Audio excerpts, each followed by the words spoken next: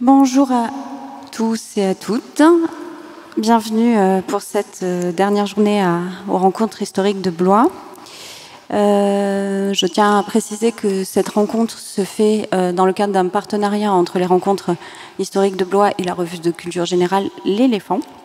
Et nous sommes aujourd'hui là pour discuter d'un magnifique et dense ouvrage qui s'intitule « Comment la confiance vient aux princes, les rencontres princières en Europe 1494-1788 », qui est paru au PUF, et dont l'auteur, Jean-Marie Le Gall, est présent et va échanger avec nous. Alors je précise que cet ouvrage a été écrit en collaboration avec votre collègue Claude Michaud. Je vous présente rapidement, Monsieur Le Gall. Vous êtes professeur d'histoire moderne, spécialiste de l'histoire religieuse, politique et culturelle de l'époque moderne. Vous êtes professeur à l'université Panthéon-Sorbonne. Vous avez dernièrement travaillé sur les guerres de religion avec Denis Crouzet et sur la Renaissance, notamment à propos d'une lecture religieuse des guerres d'Italie, mais aussi d'une défense et illustration de la Renaissance.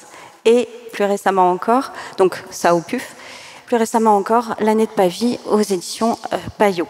Alors, nous sommes là pour une 3 quarts d'heure. Je vous laisserai la parole pour la dernier quart d'heure, pour une monumentale somme qui s'effectue, on va y revenir, on va commencer par cette question de la manière dont vous avez travaillé, qui part à partir d'une étude de plus de 3344 exactement rencontres princières dans toute l'Europe, sur une période qui relève quand même du temps long, qui va du XVe au XVIIIe siècle, et qui se propose d'étudier comment, pourquoi, alors qu'une diplomatie d'État est en train de se développer, des princes continuent et même se rencontrent davantage. Vous avez répertorié plus d'1 millier de rencontres par siècle.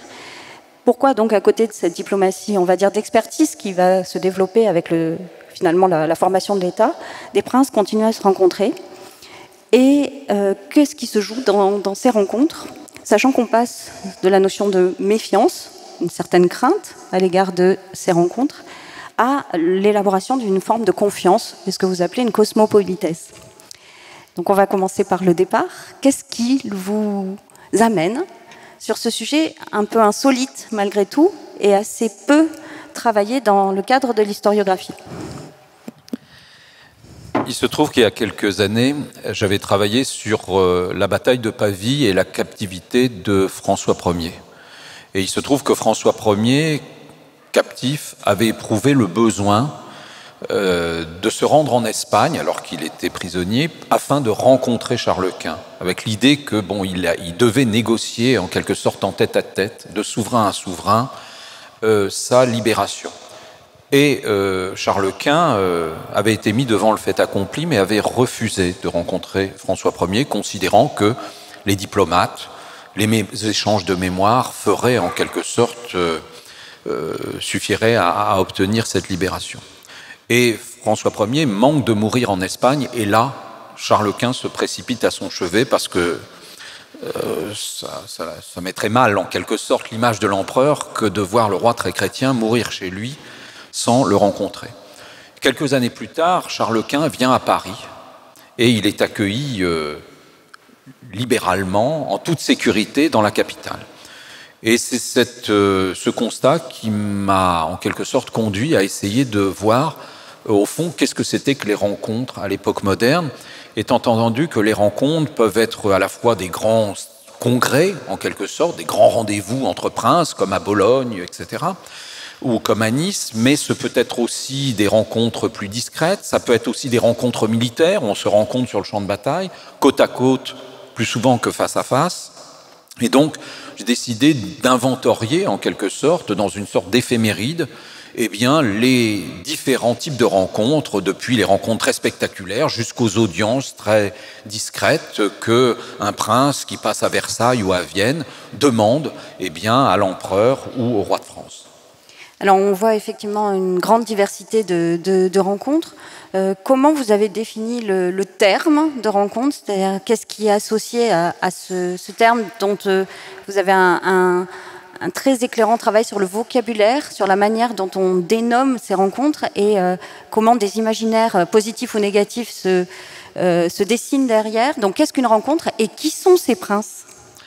Alors je vais commencer par les princes et après, ensuite je définirai les termes. Les princes que nous avons retenus, c'est évidemment les princes qui sont souverains ou qui disposent, par exemple, dans l'Empire, de la supériorité territoriale. Donc le roi de France, mais l'électeur de Bavière, le duc de Wurtemberg, le duc de Parme, le duc de Mantoue, marquis de Mantoue, bref, tous ces princes. Nous avons joint à cela leurs épouses, puisque dans le mariage chrétien, qu'on soit catholique ou protestant, ils ne font plus qu'une seule et même chair. Et puis nous avons aussi associé les enfants des princes, garçons comme filles. Tout d'abord parce que la loi salique qui exclut les filles est loin d'être en usage dans toute l'Europe, et que d'autre part, les enfants, qu'ils soient mâles ou femelles en quelque sorte, sont potentiellement détenteurs de la souveraineté. Dès lors que leur père ou que leur oncle décède, ils sont ipso facto princes, et un certain nombre d'ailleurs de ces enfants qui circulent en Europe, dans le cadre du Grand Tour, voyage éducatif, puis ensuite dans le voyage de divertissement, il leur arrive d'apprendre à l'étranger qu'ils sont soudain devenus rois. En quelque sorte, c'est arrivé à un roi de Suède, mais vous le savez aussi, la reine Élisabeth II a appris qu'elle devenait reine alors qu'elle était en voyage à l'étranger. Alors voilà pour le périmètre des princes. Ensuite, il y a effectivement le terme de rencontre, sa signification dans les différentes langues européennes à l'époque. Au XVIe siècle, la rencontre, c'est un terme qui baigne dans l'incertain. Aujourd'hui, quand on parle de rencontre, vous avez des ouvrages qui sortent sur la rencontre, c'est toujours en quelque sorte la rencontre de l'amour et du hasard, c'est plutôt dans notre société actuelle, on a une certaine vision eudémonique de la rencontre, c'est forcément quelque chose de positif. Le terme de rencontre, à l'époque, c'est un terme fondamentalement militaire. La rencontre, c'est ce qui n'est pas prévu. Ça peut tourner au guet-apens, c'est le contraire de la bataille qui est prévue. Donc l'incertitude caractérise en quelque sorte la rencontre. Et dans d'autres langues, eh bien, la rencontre, ça peut aller vers quelqu'un d'autre, ça peut aussi signifier aller contre quelqu'un d'autre. Et donc c'est cet environnement sémantique qui m'a conduit à considérer que, bien, même lorsque les rencontres avaient un but a priori positif, c'est-à-dire rencontrer l'autre pour le découvrir, pour parler de paix avec lui, eh bien, on n'était jamais à l'abri d'une mauvaise rencontre. Et des gens comme Machiavel, par exemple, mais comme Philippe de Comines, décommandent aux princes de se rencontrer. Il faut dire qu'il y a le souvenir de Montereau, où finalement le dauphin et le duc de Bourgogne s'étaient rencontrés au milieu d'un pont, on avait pris plein de dispositions de sécurité, et il y en a un qui a été trucidé. On a le souvenir de Péronne aussi, lorsque Louis XI se rend chez le Téméraire et qu'il est soudain retenu prisonnier.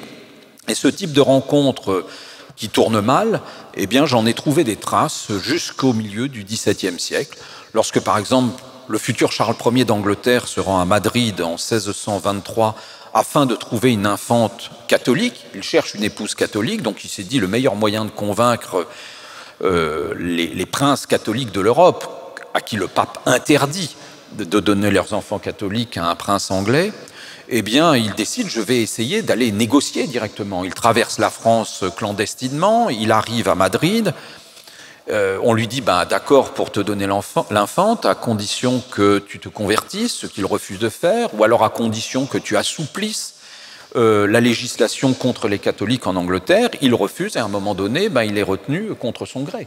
Et on a des scènes similaires, à peu près, à Moscou, dans le même temps, dans les années 1640, où des princes danois qui sont venus chercher la fille du tsar, eh bien, se retrouvent retenus contre leur gré, parce qu'ils refusent de se convertir à l'orthodoxie. Donc le terme de rencontre, pendant longtemps, a en quelque sorte baigné dans une certaine méfiance. Il y a aussi les périls du voyage, et il y a un statut particulier. Enfin, le prince, quand il part de chez lui, n'a pas le même statut.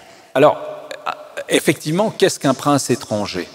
Laissons la question de ce qu'on a défini comme les princes étrangers en France, qui étaient, à partir de 1576, les branches cadettes des familles souveraines. Par exemple, les Guises, bien connus dans cette salle, ou mal connus, je ne sais pas, les Guises étaient considérés comme des princes étrangers, mais c'était une branche cadette de la famille de Lorraine.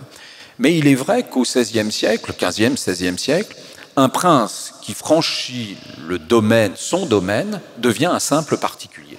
il est un quidam. À la rigueur, à l'étranger, il est moins protégé que son propre ambassadeur qui bénéficie du droit des gens.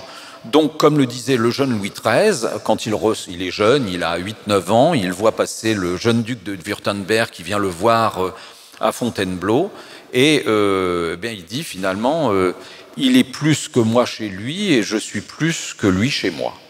Et donc, il y a véritablement cette réduction à l'état de simple, je dirais pas sujet, mais enfin en simple voyageur. Et autre risque, laisser son territoire et la place est vide quand on part.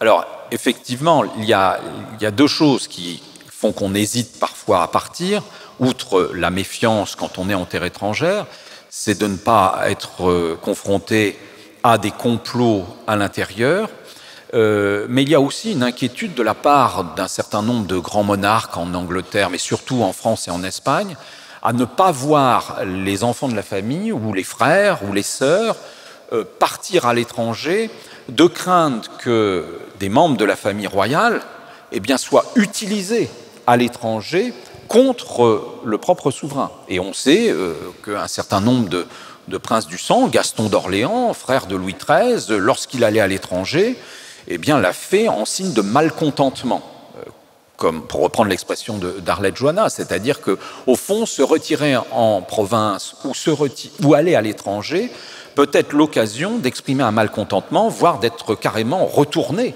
par les puissances que ces princes vont rencontrer.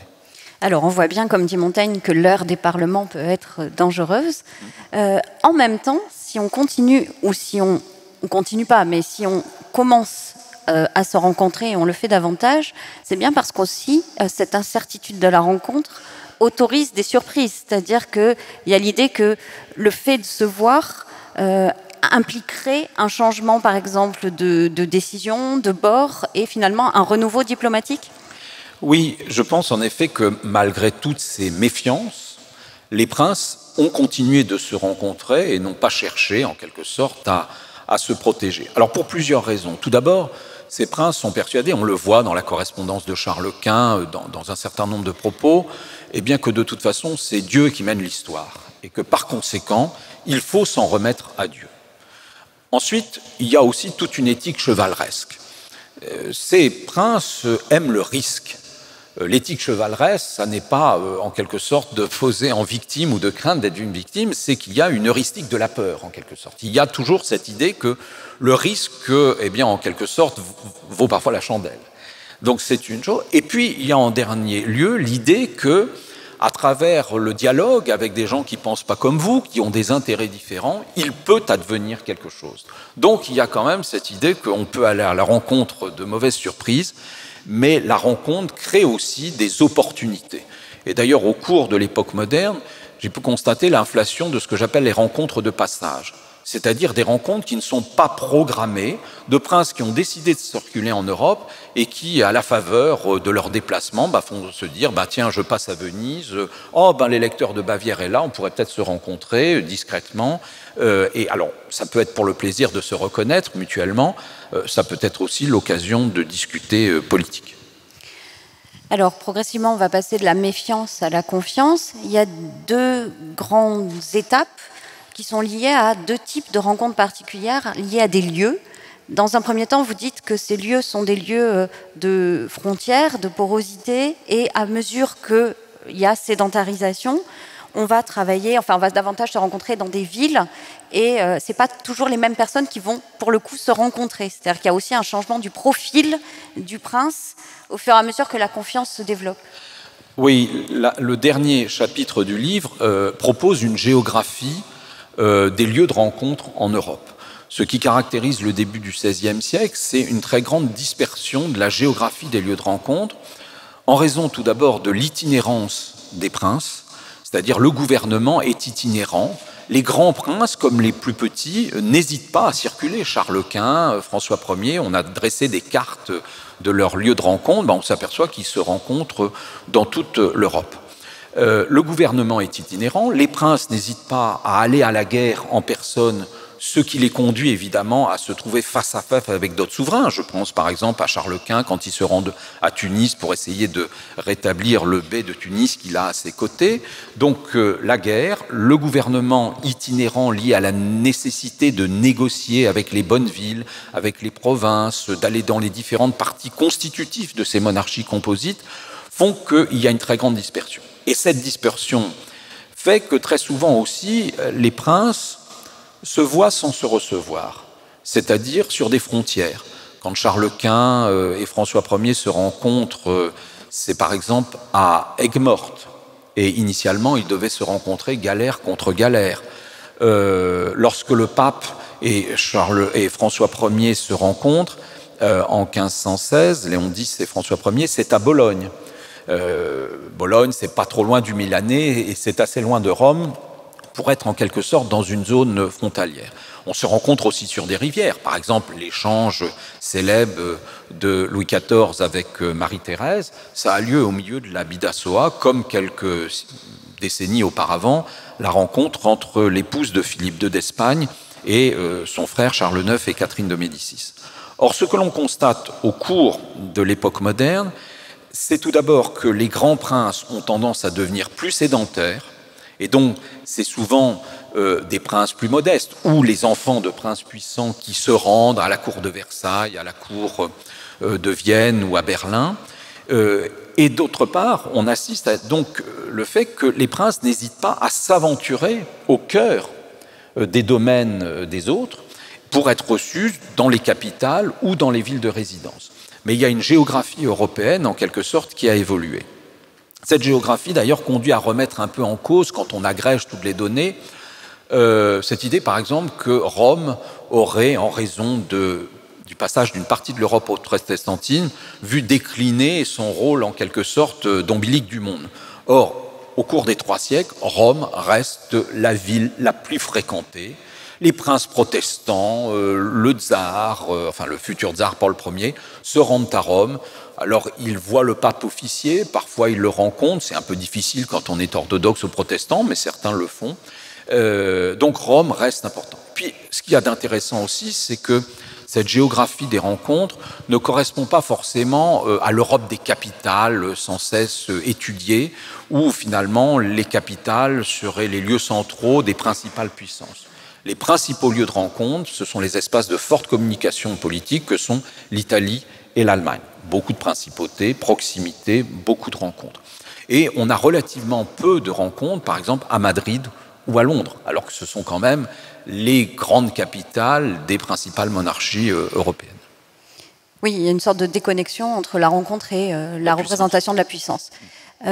Sur le deuxième profil que vous venez de développer, c'est-à-dire finalement des gens plus jeunes et qui sont finalement peut-être pas au sommet de la hiérarchie du pouvoir, la rencontre dans ces cas-là a un objectif souvent de reconnaissance.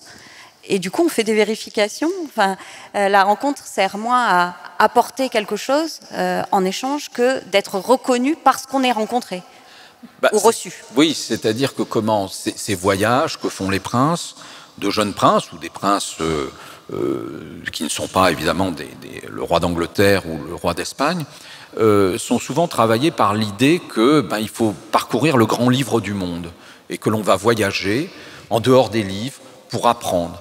Pour faire des connaissances, apprendre des connaissances. Mais on voyage aussi pour faire des connaissances au sens social du terme, c'est-à-dire pour rencontrer d'autres princes, à la fois pour les observer, pour en être reconnus. Et beaucoup de princes, en quelque sorte, vont voir des puissants pour essayer d'obtenir un traitement qui les distinguera de leurs homologues.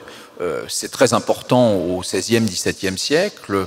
Par exemple, je pars toujours de cet exemple de la rencontre entre le pape Paul III et Charles Quint à Lucques en 1541. Dans l'entrée de l'empereur dans la ville de Lucques, qui est une république indépendante, il y a le duc de Ferrare qui est à la droite de l'empereur et le duc de Florence qui est à sa gauche. Et ensuite, au cours du repas, c'est le duc de Ferrare qui offre sa serviette à l'empereur. Immédiatement, la famille d'Este va considérer que ces honneurs qui ont été rendus dans cette rencontre doivent témoignent de ce que le duc de Ferrare est plus que le duc de Toscane. Et du coup, ils vont demander à obtenir la préséance sur les ducs de Toscane dans toutes les cours européennes. Ça engage une polémique entre les Est et les Médicis, entre Ferrare et Florence, qui sera un peu tranchée par la promotion du duc de Toscane en grand-duc de Toscane à partir par le pape Pie V. Donc ce désir de reconnaissance, il travaille ces princes qui veulent gravir la hiérarchie de cette société des princes qui est hiérarchique. L'ordre vespalien, cette idée qu'il y a une égalité des souverains après 1648 est un leurre. C'est une société des princes hiérarchisée. Et cette reconnaissance fait que, au fond, les princes qui ont dû s'exiler cherchent absolument à obtenir reconnaissance en étant accueillis avec tous les honneurs qui sont dus à leur rang et à leur naissance, même s'ils n'ont plus le pouvoir, auprès des souverains. C'est par exemple Louis XIV accueillant le roi Jacques II après la Révolution de 1688 et lui accordant en France, au château de Saint-Germain, eh bien, toutes les prérogatives d'un roi pleinement roi. Et ce désir de reconnaissance va même jusqu'à travailler les imposteurs princiers, puisque le summum pour un imposteur princier, c'est évidemment de rencontrer un vrai prince pour en être en quelque sorte reconnu dans la société des princes. Donc j'ai étudié quelques cas comme Zagachrist, qui était est-ce que c'était le cas ou pas, on n'en sait rien, mais qui se prétendait le fils du roi d'Éthiopie et qui a été reçu dans beaucoup de cours européennes, qui a croisé Anne d'Autriche, qui rêvait d'être reçu par Louis XIII, mais il y en a d'autres également, le fameux pseudo-Dimitri, qui deviendra tsar pendant quelques années au début du XVIIe siècle. Et pour eux, rencontrer un vrai prince, eh bien, c'est finalement transformer l'imposture en légitimité. Alors, pour fabriquer cette confiance, il y a deux éléments qui sont explorés de façon très précise, matérielle, dans votre ouvrage. D'une part, tout ce qui concerne les règles et les modalités de l'hospitalité, comment on envoie des signes à celui qu'on reçoit pour le rassurer, mais aussi comment on le reçoit, qui paye, quel cadeau on lui fait, enfin toute une série de questions qui fabriquent cet échange mutuel, parce qu'on arrive aussi avec des cadeaux. Et d'autre part, il y a la constitution progressive d'un cérémonial, avec d'ailleurs un maître ou plusieurs maîtres de cérémonie. Alors si on part sur l'hospitalité, comment voyage-t-on et comment accueille-t-on alors évidemment, vous ne pouvez pas tout raconter, mais est-ce qu'on peut, on va dire, picorer dans votre ouvrage quelques éléments significatifs? Tout d'abord, il faut savoir que le mot hospitalité et le mot hostilité ont la même racine. Et par conséquent, on peut penser que l'hospitalité peut être un moyen d'atténuer, de conjurer en quelque sorte l'hostilité de celui qui vient et qui est parfois un ancien ennemi et qui peut rester un rival tout en étant accueilli pacifiquement. Donc j'ai beaucoup travaillé sur cette notion d'hospitalité en essayant de voir comment finalement l'hospitalité peut permettre de construire la confiance. Dans le langage d'ailleurs, le mot confier, il s'agit moins de se poser la question de savoir si on peut faire confiance à l'autre que de savoir si on peut se confier à lui. Et du coup, la confiance, c'est avant tout des dispositifs prévenants, accueillants. Et donc, je me suis intéressé au fait que les princes vont progressivement être accueillis aux frontières des domaines, à l'entrée des villes, et on va accorder aux princes étrangers une entrée qui est en général un rituel politique accordé au souverain du lieu. On l'accueille, donc on lui paye ses frais de déplacement, qu'il soit là en voyage officiel ou en voyage incognito. On l'héberge, soit dans les palais d'État où on a construit des appartements pour étrangers, mais ce n'est pas toujours le cas, donc on met à disposition un palais. On peut aussi d'ailleurs, s'il préfère, et c'est souvent le cas lorsqu'ils voyagent incognito, aller dans les auberges, prendre en charge leur auberge. Et enfin, on cherche à les divertir, à la fois pour témoigner de ce que l'on se réjouit de la venue de l'autre, mais aussi parce que le divertissement est un moyen de faire oublier à celui qui vient eh bien, qu'il est loin de chez lui et qu'il peut éprouver la nostalgie. La nostalgie, dans l'acceptation du temps, n'étant pas le regret du passé, mais plutôt le regret de la terre natale. Et dans un certain nombre de voyages princiers, il y a effectivement ce regret exprimé notamment par des princesses d'être éloignées de leurs enfants pendant les voyages. Donc l'hospitalité, en quelque sorte, vise à faire en sorte que l'autre se sente comme chez lui, même s'il n'est pas chez lui. Mais il faut trouver la juste mesure, parce que si on accueille trop bien, on peut être mal jugé. Si on accueille trop chichement, forcément, ça peut être un casus belli. Donc il faut trouver la bonne mesure. Est-ce qu'il y a des règles, des stratégies de ce côté-là? Alors, c'est vrai qu'il faut éviter le parasite, c'est-à-dire celui qui s'incruste, l'effet open palace. Et donc, il y a des règles, en général, qui veulent qu'au bout d'un certain temps, cette hospitalité s'épuise, au bout d'une semaine, 15 jours, et là aussi, la durée de l'hospitalité est dépendante de la hiérarchie, c'est-à-dire ça dépend du rang de celui qui vient. Cela dépend aussi de son état de santé, car un visiteur peut tomber malade. Bon, dans ces cas-là, on va suspendre les règles. Mais il y a cette idée quand même qu'il faut que l'autre se sente chez soi. Et au XVIe siècle, où la méfiance était importante, on n'hésitait pas à accorder les clés des villes, à donner le mot de passe des citadelles, par exemple, où le prince, carrément, qui était souverain chez lui, se mettait en retrait pour ne laisser, en quelque sorte, en avant que celui qui vient. Ou d'échanger des vêtements. Alors oui, ça au XVIe siècle, on se revêtait du même vêtement, on assistait à la messe ensemble, on participait à un même conseil, et on a vu ça encore, il y a parfois par exemple des conseils des ministres franco-anglais, ça s'est fait il y a une dizaine d'années, donc on essaye en quelque sorte de mettre l'autre en confiance. Donc l'hospitalité est un élément important. Alors on se rend compte aussi que c'est quand même assez lourd à organiser, au sens où le prince ou la princesse ne voyage pas seul, il y a un équipage, c'est long, ça coûte de l'argent, et vous avez utilisé un terme tout à l'heure qui est le voyage incognito. Quel est l'intérêt de voyager incognito par rapport justement à cette lourdeur qui, à mesure que les rencontres, je dirais, se popularisent, ou en tout cas se multiplient, deviennent aussi imposantes, voire artificielles? Alors, il faut savoir effectivement qu'un prince qui se déplace en voyage officiel au XVIe siècle, il draine avec lui carrément une petite ville. Les études qui ont été faites sur les déplacements de la cour de François Ier et de Charles Quint, c'est parfois 10 000 personnes qui les accompagnent. Donc c'est très lourd, d'autant qu'il y a une escorte militaire qui participe à la fois de la sécurité du prince, mais aussi de sa puissance. Cela coûte cher, cela peut susciter des embarras, et à la fin du XVIe siècle, on voit se développer le voyage incognito. Ça apparaît chez un certain nombre de princes allemands, ça va se développer au cours du XVIIe, XVIIIe siècle. Le voyage incognito, c'est un voyage où ce n'est pas un voyage clandestin, tout d'abord. C'est-à-dire qu'on sait qui est la personne qui circule, mais elle a changé non pas de nom, mais de titulature.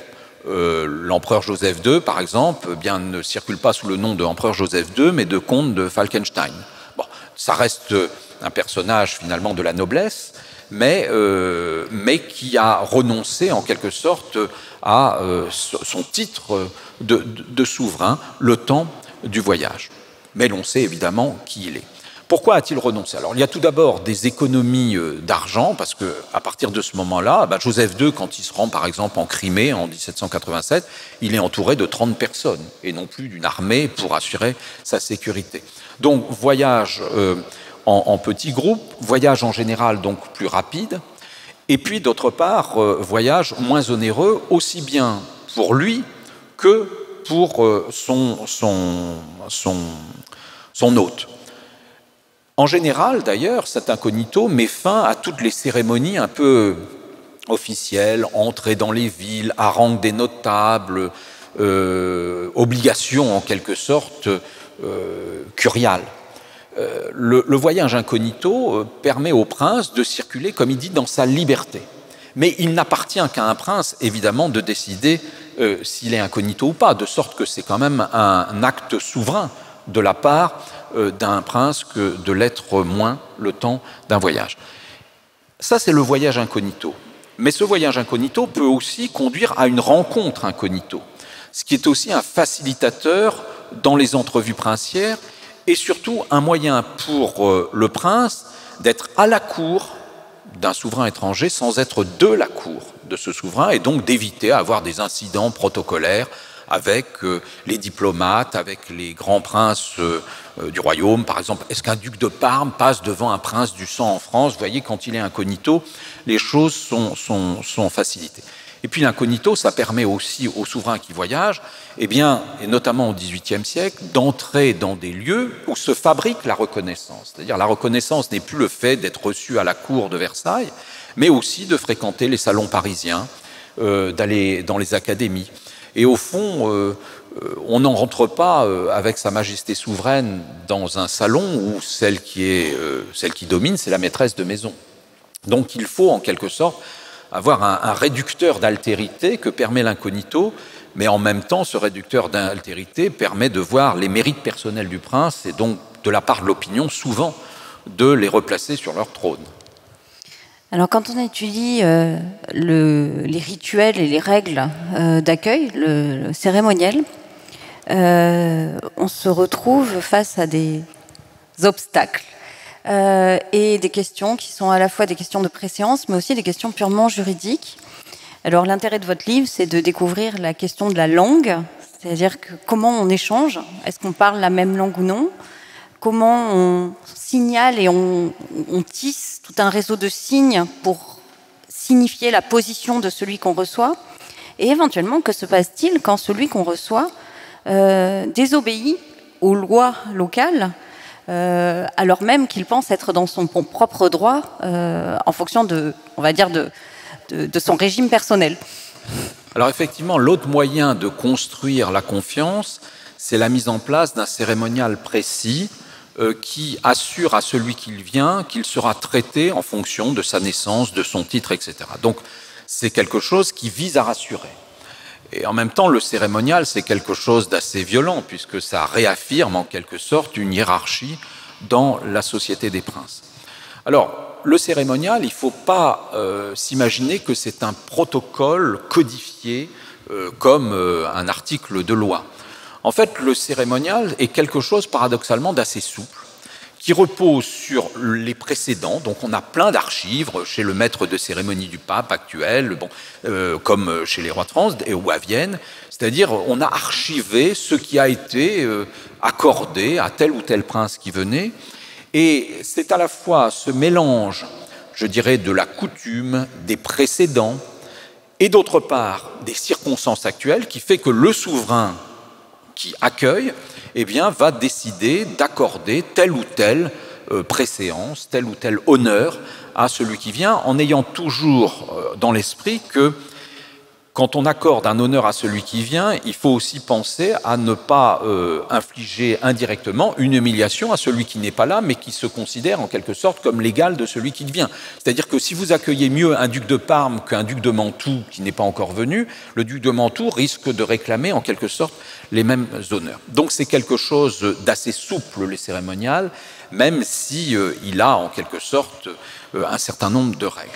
Alors après, comment on fait? Tout d'abord, il faut échanger. Et l'échange est à la fois un échange verbal, la question de la langue que l'on va employer est importante. Certains princes, par exemple, Charles Ier, le futur Charles Ier d'Angleterre, avait commencé à apprendre l'espagnol en se disant que ce serait quand même, puisqu'il se rendait en Espagne, un signe de courtoisie à l'égard de son hôte que d'essayer de parler la même langue que lui. Le français s'est progressivement établi, après l'italien, comme étant en quelque sorte cette langue qui permet de parler entre souverains. Mais il n'y a pas que les paroles que l'on échange, il y a aussi les gestes que l'on accomplit. Et notamment, par exemple, avoir le droit de retirer son chapeau ou pas. Alors vous posiez la question de savoir qu'advient-il quand un visiteur a des prétentions que le maître des lieux ne peut pas lui accorder. Je pense à c'est un duc allemand, c'est Saxe-Weimar, qui vient voir Louis XIII. Il voudrait absolument avoir la possibilité de se couvrir devant le roi. Mais on lui fait comprendre, les maîtres de cérémonie, c'est une fonction qui s'est développée à partir du XVIe siècle, lui faut comprendre qu'il n'a pas le droit, en quelque sorte, de parler couvert. Et donc, au moment où il rencontre Louis XIII, Louis XIII enlève son chapeau, l'autre enlève son chapeau, et à ce moment-là, Louis XIII s'apprête à remettre son chapeau et voit que l'autre va faire de même, ce qu'il n'a pas le droit de faire. Donc Louis XIII décide de rester découvert pour empêcher, en quelque sorte, une inversion qui fait... Donc il y a en quelque sorte toute une casuistique qu'il faut développer. Mais ce qui est important aussi de constater, c'est que il y a les honneurs qui sont dus, il y a les honneurs qui sont attendus, mais se développe aussi à partir du XVIIe siècle cette idée de la courtoisie. C'est-à-dire qu'on n'est pas obligé d'exiger tous les honneurs qui sont dus chez soi ou lorsqu'on vient chez l'autre. Et la courtoisie, ça consiste en quelque sorte discrètement à se mettre en retrait par rapport à son rang pour mettre l'autre en confiance et réduire un peu l'écart hiérarchique qu'il peut y avoir. Cette courtoisie, elle supposerait qu'une grande partie du contenu de ces rencontres soit l'accord, la cordialité et éventuellement la paix. Quel est le contenu de ces rencontres à mesure que la diplomatie passe du côté des diplomates? Que visent les princes en se rencontrant? Effectivement, à partir du XVIe siècle, pourquoi se rencontrer? Puisque se met en place progressivement en Europe un réseau d'ambassadeurs en résidence permanente et doté d'une délégation de pouvoir qui permettrait finalement au prince de ne pas sortir de chez lui et de gouverner par lettre. Néanmoins, les princes ont toujours éprouvé le besoin de se rencontrer parce qu'il y a des choses que l'on ne se dit qu'entre rois. Alors, on a fait une analyse statistique des motifs de rencontre pour savoir si, finalement, au XVIe siècle, les grands sommets princiers ont souvent été considérés comme des sommets permettant de conclure ou de célébrer la paix.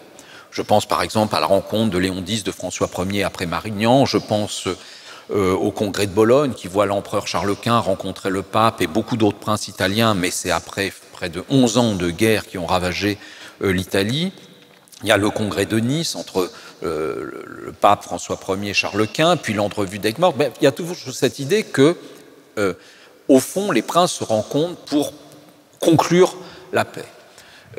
Et d'ailleurs, dans l'imaginaire, est resté encore cela, beaucoup de représentations, même à la fin du XIXe, montrent finalement, alors représentations qui renvoient à ce qui est advenu, ou au contraire qui sont des représentations qui n'ont pas de rapport avec la réalité, mais qui ont une fonction performative. Oui, que vous avez mise dans le livre. Un des apports du livre, c'est aussi la belle iconographie, et vous montrez qu'il y a une publicité par les artistes de ces rencontres. Et on représente même parfois des rencontres qui n'ont jamais eu lieu. Par exemple, la rencontre, quand vous allez au palais Caprarola, Farnèse, donc à Caprarola, vous avez le pape Paul III entouré de Charles Quint et François Ier. Oui, les trois sont venus à Nice en 1538. Le pape a rencontré le roi de France, le pape a rencontré l'empereur, mais jamais ils n'ont été tous les trois ensemble. Mais l'objectif de la fresque, c'est de montrer que le pape est le père commun des princes chrétiens et qu'il a en quelque sorte permis de faire la paix, parce qu'ensuite, effectivement, sans sa présence, François Ier et Charles Quint vont se rencontrer à Aigues-Mortes, puis à Paris. Mais ce que j'ai constaté aussi au cours du XVIIe, XVIIIe siècle, c'est que les princes se rencontraient, mais de plus en plus pour montrer leur force, assister à des revues militaires, montrer leur modèle réduit de place forte, et que finalement la culture militaire était un motif important de rencontres princières au XVIIe, XVIIIe siècle, plus que de négociations de paix. Au point d'ailleurs que certains princes, comme le roi de Piémont-Sardaigne, ont mis en place une académie militaire qui fait qu'un certain nombre de princes allemands viennent faire leurs études à l'académie militaire de Turin. Donc l'horizon de la guerre reste présent, ce qui fait que j'ai cité ce mot de Valéry. Au fond, qu'est-ce que c'est que la guerre? Ce sont des gens qui se massacrent et qui ne se connaissent pas au profit de gens qui se connaissent mais ne se massacrent pas, parce que le paradoxe, c'est que la confiance qui s'est construite entre le XVIe et XVIIIe siècle va de pair aussi avec la montée des intérêts nationaux, voire nationalistes au XVIIIe siècle, dans la définition des politiques princières. Et on a tous en tête, évidemment, cette image de la reine Victoria avec le tsar, le Kaiser, ils sont tous à Balmoral, et puis quelques années plus tard, Ils se fréquentent, mais leurs peuples se rencontrent sur les champs de bataille. Alors on arrive à la fois au bout du livre sur un plan de chronologie, la veille de la Révolution française et de notre échange, donc je vais passer la parole au public dans quelques minutes. À la périphérie de l'ouvrage, il y a une introduction et une conclusion qui, de façon très judicieuse, jette un regard sur notre temps présent et qui actualise cette question de la rencontre. Donc vous commencez par une remarque, c'est qu'un chef d'État aujourd'hui, le chef d'État français, passe une semaine en moyenne par mois à l'étranger. Et vous analysez quelques cas de figures de rencontres. On pourrait ne plus se rencontrer, on a des visios, Internet, on pourrait se faire, et souvent on se fait représenter, de façon d'ailleurs au passage qui fait signe, si on n'est pas présent, cette absence est commentée. Est-ce que vous retrouvez dans la période contemporaine, même si ce n'est pas votre objet de recherche, je le sais bien, vous faites quelques incartades, vous analysez un Sofagate par exemple, quelques cas de figure. Qu'est-ce qu'on retrouve aujourd'hui de pertinent dans ce que vous avez observé pendant ces 3 siècles de rencontres? Alors tout d'abord, le fait que le cérémonial, on peut s'en moquer, mais on ne voit jamais plus son utilité que lorsqu'il y a un incident. Et notamment le Sofagate qui est intervenu il y a 2 ans, je crois. Vous savez, c'est le président turc qui accueille les 2 représentants de la Commission européenne. Ils sont 3, une femme et 2 hommes, et il n'y a que 2 chaises. Problème ce qu'on a appelé le Sofagate, qui fait que cette rencontre est un échec total, puisque à la fois c'est un échec du cérémonial, un manque de courtoisie, qui fait qu'ils étaient partis pour essayer de rabibocher en quelque sorte la Turquie et l'Europe sur les questions notamment du statut de la femme, et que ça s'est traduit par un fiasco médiatique. Ensuite, on l'a bien vu, le désir pour les chefs d'État aujourd'hui de rappeler qu'ils sont en quelque sorte les maîtres du jeu et qu'ils ne sont pas simplement soumis à un art conduit par les diplomates. On en a vu des exemples avec Donald Trump, qui s'est montré assez disruptif là-dessus, c'est-à-dire avec cette idée qu'au fond, il malmenait le ronronnement de la diplomatie et qu'il allait serrer la main à Kim Il-sung entre la frontière nord-coréenne et la frontière Corée du Sud. Donc on voit très bien qu'il y a une volonté de la part du pouvoir sommital, à travers ces rencontres, de montrer que c'est quand même eux qui décident. C'est aussi parfois un désir de reconnaissance qui continue de les travailler. La rencontre de Poutine avec le dictateur nord-coréen, il y a quelques semaines, témoigne d'un désir de reconnaissance, puisque le même Poutine n'a pas pu se rendre ni au congrès des BRICS en Afrique du Sud, ni se rendre non plus au G20 qui se tenait en Inde. Donc ces questions de reconnaissance, d'affirmation du pouvoir en quelque sorte souverain par rapport à des experts continuent de travailler. Et même le risque que peut constituer une rencontre continue d'être là. Alors il y a parfois un risque qui tient tout simplement au fait de trébucher en descendant de l'avion ou d'avoir la comparaison, vous savez, conférer, ça peut aussi signifier comparer. Et je me souviens que, évidemment, quand il y avait des photos avec Obama et François Hollande, c'était pas forcément à l'avantage du président français, et ce genre, en quelque sorte, de risque peut exister. Mais c'est relativement véniel. Par contre, il est arrivé il y a quelques années que le prince Ben Salman retienne contre son gré le premier ministre Hariri, qui s'était rendu en Arabie Saoudite. Et l'on voit très bien aujourd'hui que, par exemple, le président Zelensky, quand il circule, est étroitement protégé. Et il y a eu, dans les années 60, un certain nombre de chefs d'État qui ont disparu en vol, c'est le cas de le dire, pour des raisons assez mystérieuses. Donc, voilà, les rencontres restent un moment politique important, encore aujourd'hui, avec évidemment des raisons différentes. Le fait, par exemple, de se rencontrer, je crois qu'il y a une inflation de rencontres, institutionnalisées ou pas, c'est une manière, même lorsque la situation va mal, de montrer qu'on continue de se parler et qu'on continue de communiquer. Il y a quand même une fonction un peu, performative. Alors, je vous remercie infiniment. Merci à vous. Nous allons passer la parole.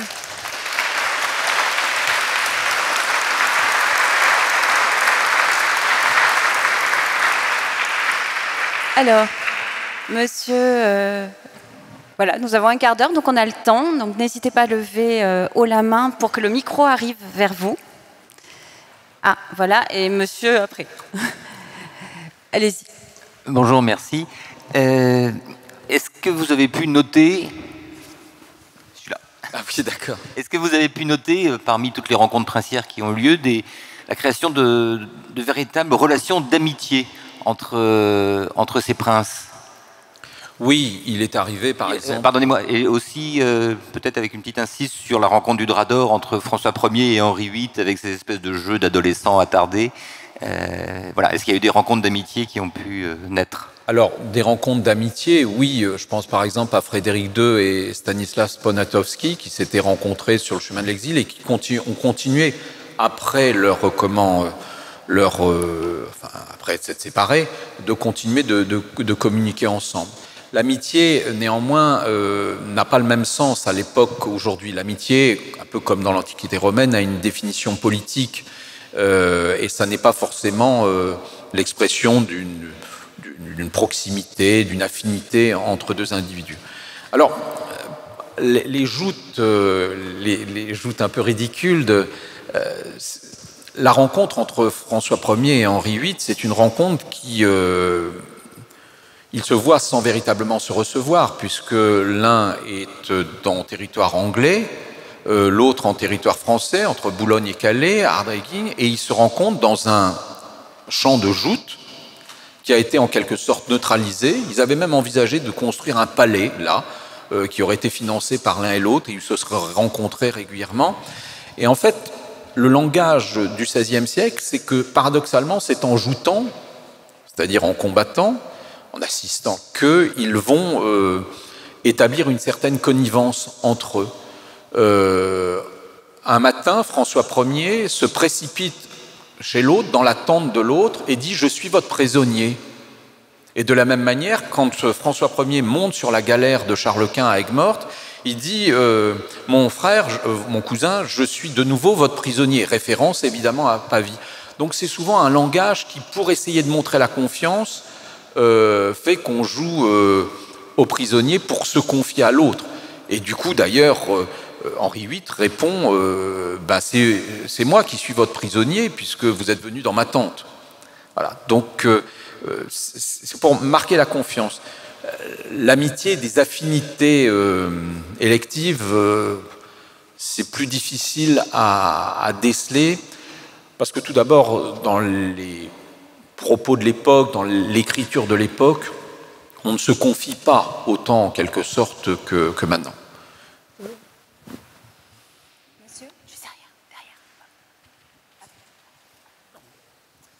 Oui, merci beaucoup pour votre exposé. Enfin, j'avais une question liée à la préséance.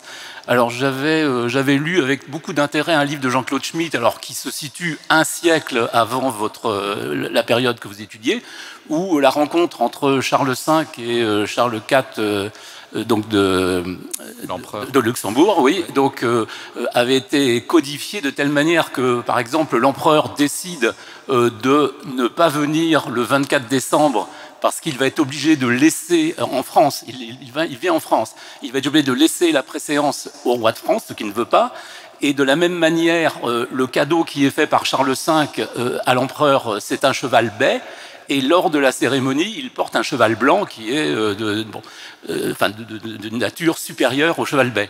Donc la question que je voulais poser, c'était, alors c'est effectivement la notion de chaque monarque et prince en son pays, tout ça, mais il me semble, et au travers de l'iconographie, et puis même des exemples historiques, que dans la période fin 15e, début 16e, il y a un changement, et la notion de l'empereur est vue d'une manière hiérarchique supérieure. Alors, du point de vue de l'histoire, on peut dire que François Ier, ayant postulé pour le siège pour l'Empire, donc montre effectivement qu'il considérait peut-être l'Empire plus important, ou je ne sais pas si c'était le cas, mais également dans l'iconographie, on s'aperçoit que la danse macabre, par exemple, pour reprendre un exemple, c'est toujours l'empereur qui est en tête. Alors c'est une vision cléricale, c'est pas une vision d'empereur, mais il me semble que c'est plus affirmé, cette notion de supériorité de l'Empire au moment de fin 15e, début 16e. Dans l'entrée de Charles IV, à Paris en 1386, si ma mémoire est bonne. On a été, c'est la première fois qu'un empereur vient à Paris, la monarchie française a été vigilante sur le fait qu'il ne fallait pas que l'empereur ait préséance sur le roi de France. Ça a encore été rappelé lorsque Philippe le Beau, le fils de Maximilien et le père de Charles Quint, vient à Blois en 1502 ou 1503, et il a bien été précisé par Louis XII qu'il ne devrait pas recevoir dans un certain nombre de villes de Picardie qui appartenaient à la Bourgogne, jadis, et sur lequel la Bourgogne pouvait, et dont Philippe le Beau, avoir des revendications, ne devrait pas recevoir de dés en entrant dans les villes et ne devrait pas recevoir les clés des villes.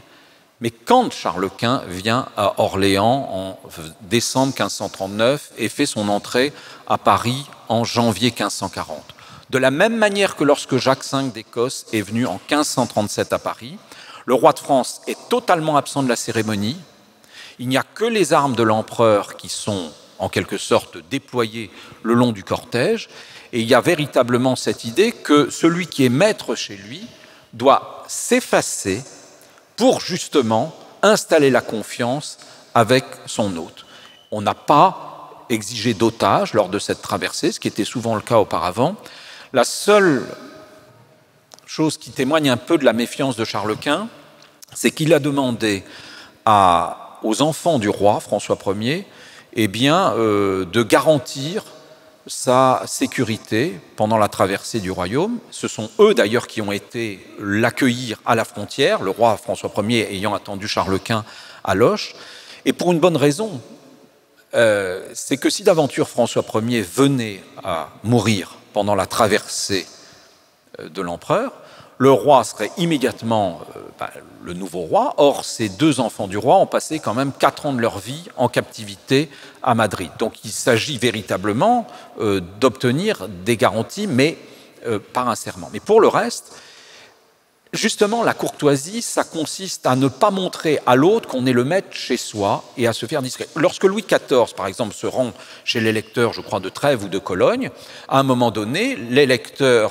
de Trèves ou de Cologne dit à Vienne, l'empereur m'accorde telle chose, je dois, en quelque sorte, être à la droite du roi, etc. Et le maître des cérémonies fait reconnaître que Louis XIV étant le visiteur, l'électeur doit s'effacer. Non pas parce qu'il est électeur alors que l'autre est roi, mais parce qu'il est en quelque sorte celui qui accueille. Madame et ensuite monsieur qui laisse la préséance. Donc. Oui, merci pour votre exposé. Je voudrais rebondir justement sur ce fait pour un prince visiteur de se confier aux bons soins du prince accueillant, si je puis dire. Est-ce qu'il n'y aurait pas, dans cette forme de vulnérabilité à la fois feinte et à la fois réelle pour le prince visiteur de se confier aux bons soins de l'autre, paradoxalement de prendre le pas sur le prince accueillant, justement par le fait de le rendre responsable et redevable de soi? Est-ce que ce ne serait pas une manière justement symboliquement de prendre le pas sur le prince qui nous accueille? Non, je pense que je vais essayer de faire...